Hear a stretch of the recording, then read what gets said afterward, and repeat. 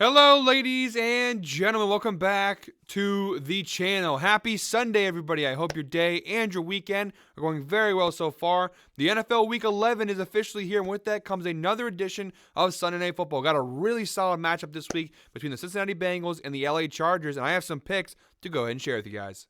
But first, as always, people, please make sure to go ahead and hit the subscribe button, hit that like button, and drop a comment down below. It helps the channel grow, and it really does mean a ton to us. With a new day and a new week comes some new opportunities to go ahead and make some money. I have 4 picks to go and share with you guys for tonight's Sunday Night Football matchup between the Chargers and the Bengals. But first, before we dive into today's picks, a quick little recap of how I did last Sunday. And overall, guys, not too bad win. 2-2 last week. We did hit the Texans spread and the total picks, although the total pick and the Texans spread were both pretty close. We had Texans plus 4.5 and the under 50. Both of those picks hit in last week's video. Our player props, we didn't fare as well. Tank Dell over 64.5 receiving yards. He finished with 39, so we were off the mark.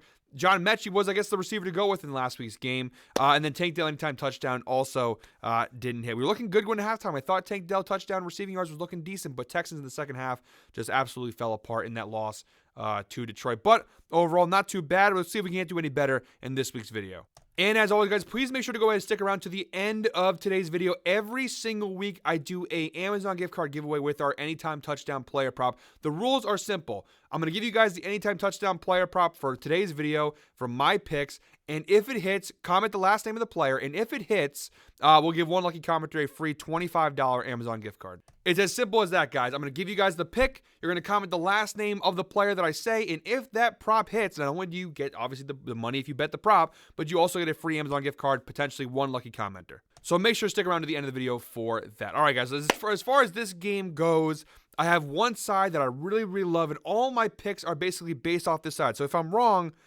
we're shit in the bed. Well, this is one of those games where it spoke to me. I feel it in my gut. The minute I saw the line, the game, the matchup, I knew where I was. There was no second guessing whatsoever. I knew who I was taking from the minute I saw the lines drop last week. No need for a drum roll here, guys. I'm rocking with Cincinnati all the way in this Sunday Night Football matchup against the Chargers. We're going to go ahead and jump into the outlier screen, so I can go through these picks and give you guys some information, some data as to why I love the Bengals. So my first pick of my 4 picks, we're going with the Bengals on the spread +3. Now, at the time of recording, the actual spread is actually +1.5, but I'm buying a 1.5 to give us a little more of a safety net here. You can get the Bengals at +3 for -141 on DraftKings, also available for -142 on Bet365, -150 on ESPN Bet, and -150 on BetMGM. I'm going to go ahead and throw 1.5 units on this play. I think the Bengals win the game outright, but we're taking that +3 for just a little bit of insurance on the play. Now, you're going to hear this a lot probably throughout, you've already heard it probably a lot throughout the week. You probably heard a lot in today's, all the analysis from the experts and whatnot, other gambling videos.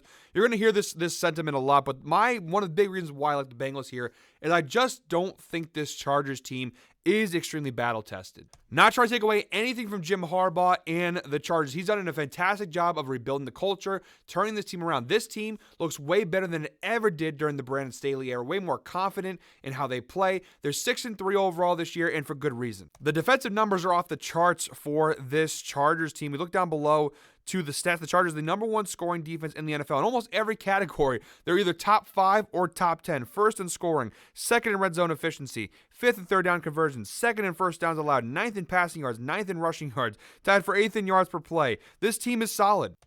This is a good team. I'm not trying to take away too much from them, but they have played, and I know Chargers fans, I have one of my best friends a Chargers fan. He's going to take offense to this.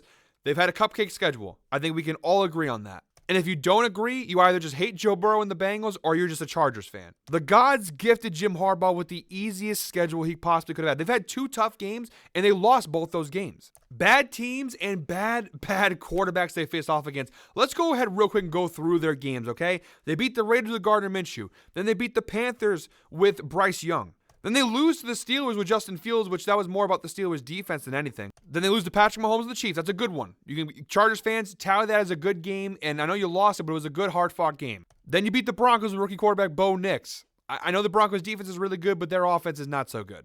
Then you lose to Kyler Murray and the Cardinals. Again, one of the better teams they played on their schedule. One of the better quarterbacks. The second best quarterback they played so far this year next to Patrick Mahomes. What was the result? a loss. Then they have the last 3 weeks where you played Spencer Rattler and the Saints, you played Jameis Winston and the Browns, and you played Will Levis and the Titans, 3 of the biggest dumpster fires in the NFL this season. And that's not to say the Bengals have a lot of impressive wins on their resume either. Look at the strength of victories and strength of schedule for both those teams. It's not super impressive. But at least for Cincinnati, look at so far this year. They played Baltimore 2 times. They played the Eagles. They played the Commanders. They played the Chiefs. You know, they've had at least a couple of these really tough games on their schedule. Definitely a tougher schedule than the Chargers have had. So although the Chargers' defensive numbers are fantastic, I think a big reason why the numbers are what they are is because they've had a cupcake schedule. And even the offenses they did play that were good. At the time, the Chiefs, they just lost Rashee Rice. They didn't have DeAndre Hopkins. They hadn't hit their stride yet. They just lost Isaiah Pacheco. The Chargers played the Chiefs at their absolute lowest, and they still lost the Cardinals. They had not hit their stride yet, right? They were still kind of trying to figure out who they were. So even the 2 good games they played against 2 good offenses, they lost both those games. But even in those games, those offenses weren't even at their peak yet. This is by far, without a doubt, the toughest offense that the Chargers have faced all season long. As a top 5 quarterback, the Bengals also have the benefit of having T. Higgins back in this game. They're on extended rest coming off. They played Thursday Night Football, that 1-point loss to the Ravens. So they had some extra time to prep for this game. You get T. Higgins back, which is a massive boost for this offense. The Bengals, they have really been, it sucks because they've had some really good games where they've lost. They scored 33 against the Commanders and lost. This defense for the Bengals is not very good. 34 to the Ravens and lost, 38 to the Ravens and lost. My point being, this Bengals offense can score. They are a really solid offense overall. And with the return of T. Higgins, I think this offense is going to be a little bit just too much for the Chargers to take on. For as good as the Chargers defense is, the Bengals 7th overall in scoring offense, 2nd most efficient red zone offense, 3rd and 3rd down conversions, right? They're 4th in passing yards. Now, they don't run the ball very well, but this is a top 5 passing offense in the NFL. They don't turn the ball over too much. Now, their biggest weakness on offense is this offensive line, but guess where the Chargers defense has not been fantastic this year? That's right. It's their pass rush. Now, they are 3rd in sacks. That is worth noting, but they are tied for 20th in QB hits. They're 32nd in QB hurries. So although the sacks are there, overall, I wouldn't call this the most elite pass rush in the NFL. They do get sacks, but their QB hurry numbers and their QB hit numbers are not actually that great. And I know I'm rambling on here, but on the flip side of things, the Chargers, yes, the Bengals defense is bad, but I don't think the Chargers have the team to take advantage of the Bengals' weaknesses on defense. If you guys can't tell, I love the Bengals in this matchup. I'm so excited for this game. The Bengals defense is not very good. They're 26th in scoring,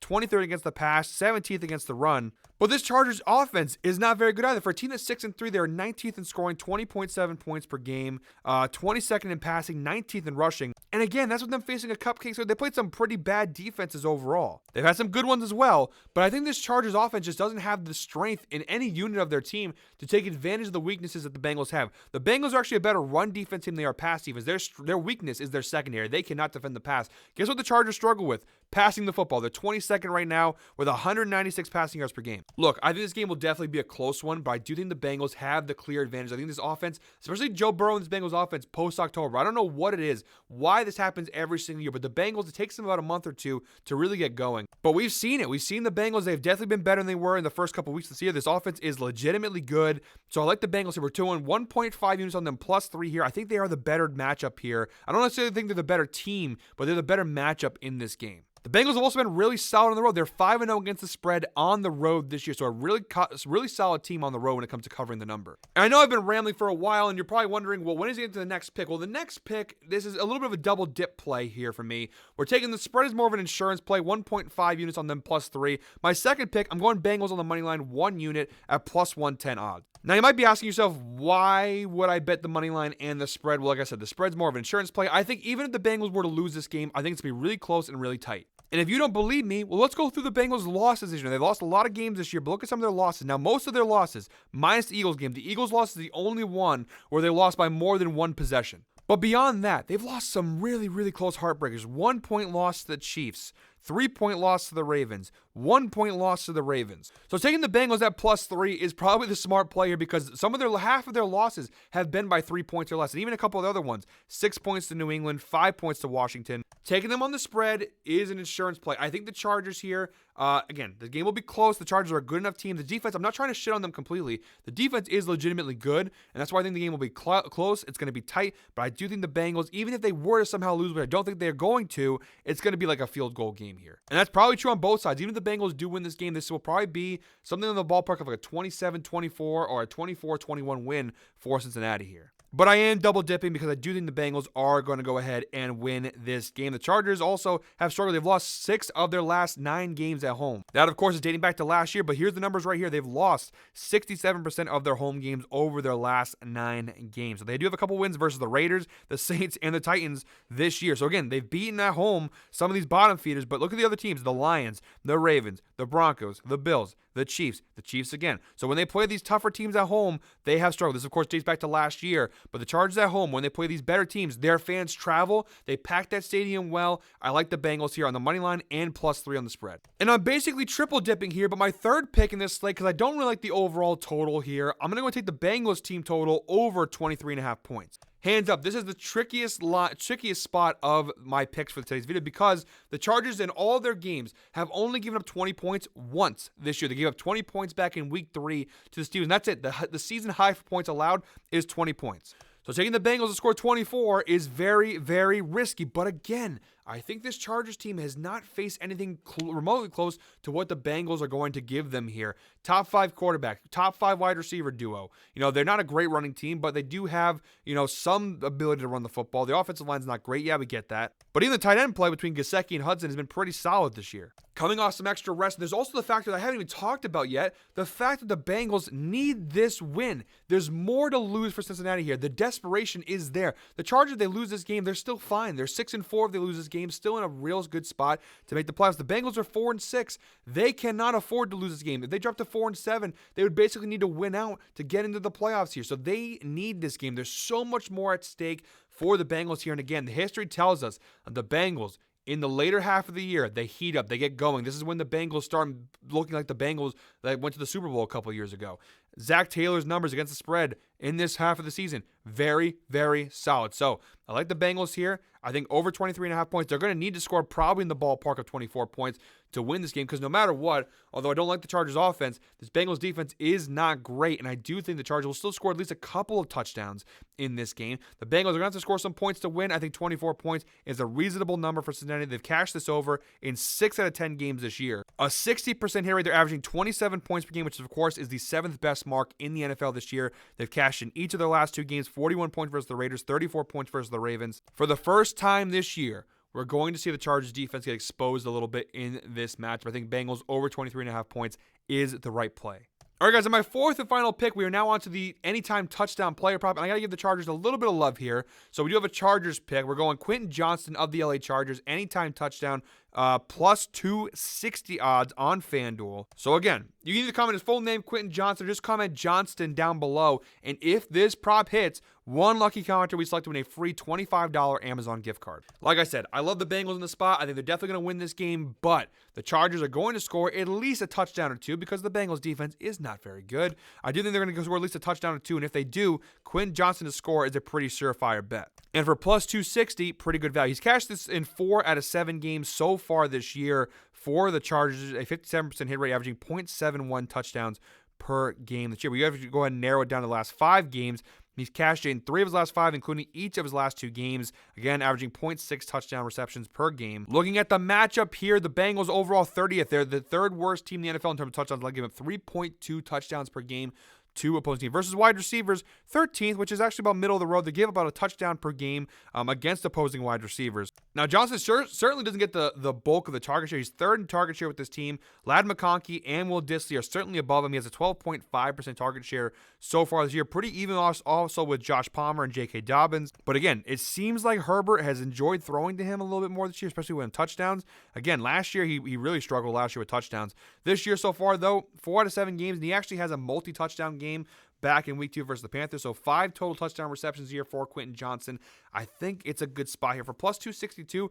Really good value for a guy who's cashing this at over 50% hit rate so far this year. So guys, that is it for me today. Again, I love the Bengals in this spot. Let's see if Joe Burrow can deliver for us in today's game. Thank you very much, as always, for watching, guys. One more time, please make sure to go ahead and hit the subscribe button, hit that like button, and drop a comment down below. I'll be back next week with another Sunday Night Football picks video, but until then, I hope you're all winners. Enjoy Sunday Night Football. Enjoy the rest of your weekend.